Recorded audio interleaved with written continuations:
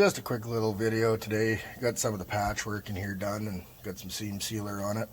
Still gonna mess with this rocker here, so left a little bit hanging over.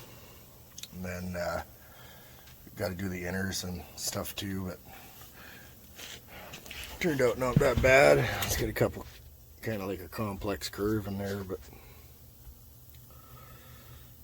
went in really good. Still got to do the outer down there too, the outer portion of it. But I got to zip this panel back a little bit, it's all rusty, and then create that edge again. So yeah, it's coming along.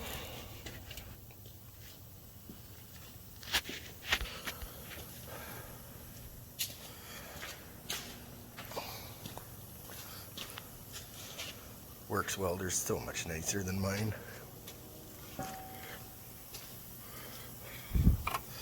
We got some patchwork up here to do too.